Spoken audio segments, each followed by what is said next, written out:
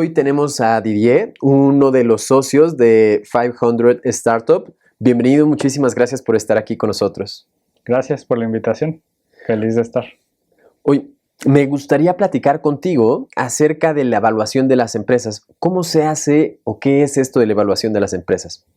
Pues mira, realmente lo que hay que entender en tema de evaluación, que es un tema muy caliente ahorita en el mundo, es cuál es el propósito, ¿no? Y la teoría financiera dice que es una serie de metodologías, digamos que de modelos, que te ayudan a entender el valor de un activo o de una empresa. O sea, si yo quiero saber cuánto vale mi empresa, voy a hacer una evaluación. Correcto, ¿no? Y eso trae pues consigo ciertos retos, ¿no? Y hay que entender diferentes cosas generales. Por ejemplo, la estructura de capital de una empresa, es decir, cuánto capital, inversión y deuda la empresa tiene, ¿no? ¿Cuál es el flujo de dinero que está entrando en la empresa?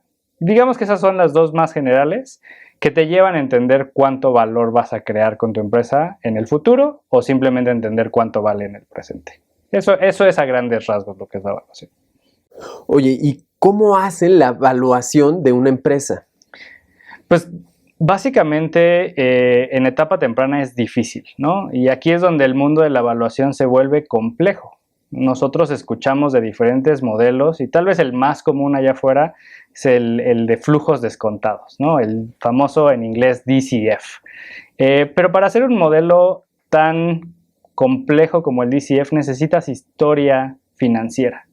Necesitas años de estar operando porque tienes que traer el dinero que potencialmente vas a ganar al presente. Pero si no tienes años de operación es difícil pensar cómo puedes proyectar o entender, Claro, esos flujos al futuro, ¿no? Y entonces, hacia el mundo de las startups en donde yo estoy, pues se usan otro tipo de metodologías. ¿Cómo cuáles? Se usa la metodología de comparables, es decir, cuál es el valor de la competencia o de empresas similares en otros mercados y de ahí sacar ciertos múltiplos, ¿no? Es decir, una empresa en bolsa en Estados Unidos que se dedica a salud tiene un valor en el mercado de 10 veces sus ventas, por así decirlo, ¿no? Entonces, si vende uno, vale 10. Y entonces eso te lo traes al mundo de las startups en una etapa muy temprana y dices, pues si vendes uno y le pongo más o menos el mismo múltiplo, pues vales 10, Okay. ¿no? Y eso te ayuda a tener un sense. Ahora, dependiendo de la región, de la etapa, hay factores de descuento. Dices, oye, pues estás en una etapa muy temprana, no te puedo dar 10 veces ventas, te tengo que dar un descuento que refleje ese riesgo que tengo en esta etapa temprana. Entonces no te doy 10, te doy 6 o 5. Y ahí es donde realmente se vuelve una negociación con el emprendedor, ¿no? Esa es una forma muy sencilla de verlo. Ahora, no siempre es fácil. ¿Por qué? Porque muchos de los comparables o de los múltiplos están en Estados Unidos. No están en Latinoamérica. Claro, y son dos mercados distintos con variables distintas que algunas se pueden tomar y otras van a cambiar radicalmente. Correcto, ¿no? Y entonces ahí como que se rompe un poco ese modelo. Si bien sirve y es útil, a veces se rompe. Y entonces en ese caso lo que te tienes que preguntar es, ¿cuál es la dinámica de valor que queremos tú y yo crear? ¿No? ¿A qué me refiero tú y yo? Tú siendo el emprendedor y yo siendo el inversionista. Y eso es, tú quieres una cierta cantidad de dinero, yo quiero un cierto porcentaje de tu compañía. ¿Por qué? Porque yo espero regresarle a mis propios inversionistas o a mí mismo si soy un inversionista ángel, X valor en el futuro, ¿no? Y ahí es donde empiezas a platicar un poquito más de la palabra en inglés que se llama ownership, ¿no? ¿Cuánto porcentaje tengo de tu empresa? Y cuando lo tengo, ¿cuánto tiene que valer eso para que a mí me regrese mi retorno esperado? Entonces, pensémoslo así muy sencillo. Si yo invierto $2 millones como inversionista y quiero el 10% de tu empresa, básicamente ya te estoy diciendo cuánto vales, ¿no? Que es 20 millones, ¿no? ¿Cuánto tiene que valer tu empresa para que yo le saque 10 veces mi dinero, 20 veces mi dinero o 30 veces mi dinero?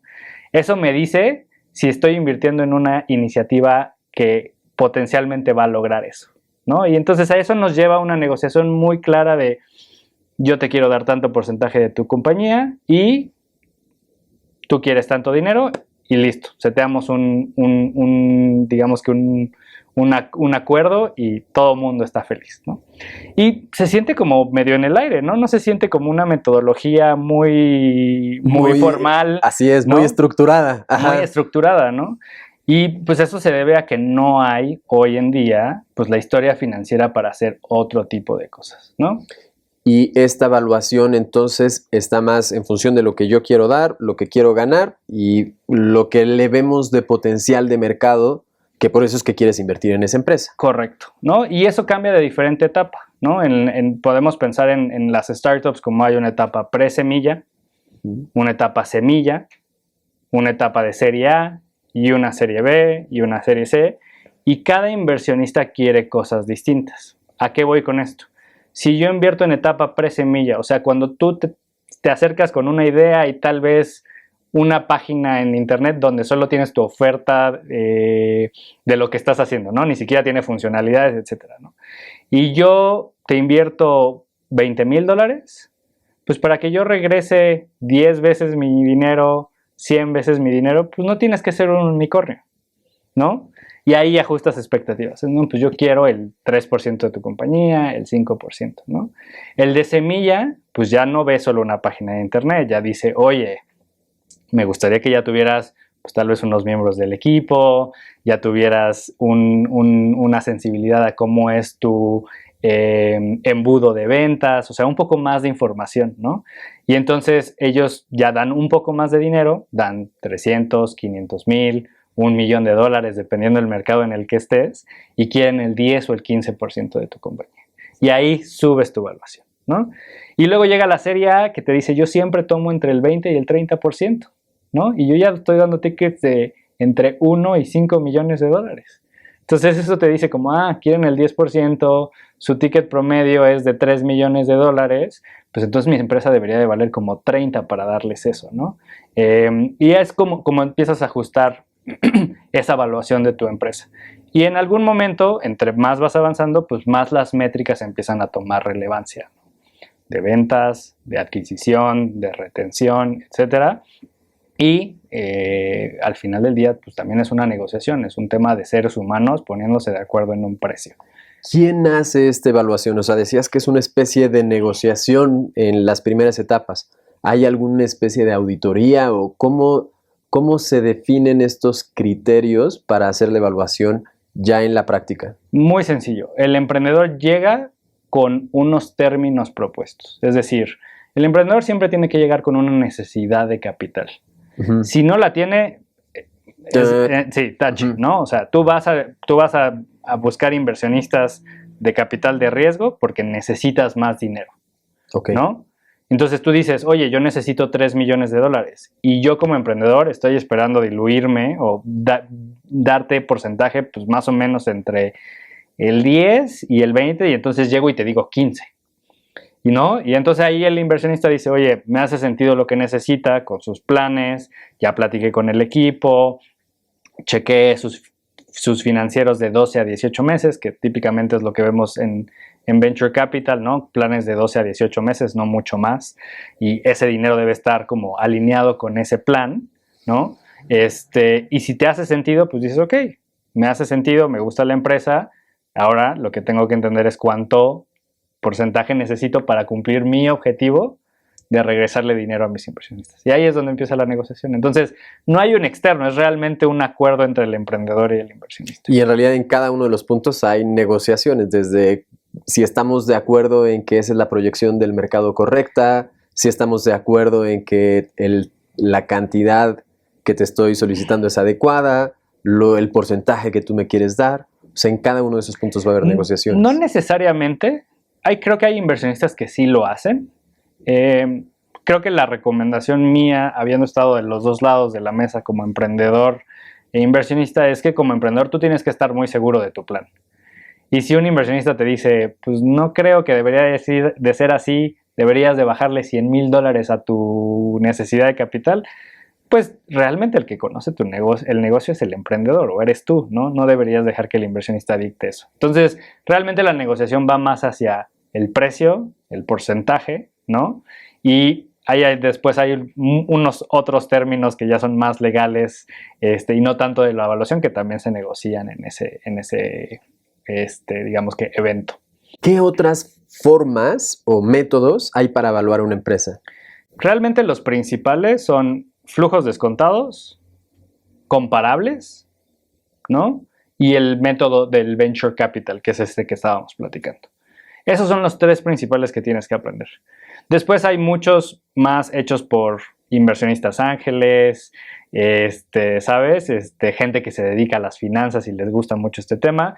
Yo te diría que esos son interesantes, pero si quieres dominar el tema, flujos descontados, comparables y el método del venture capital.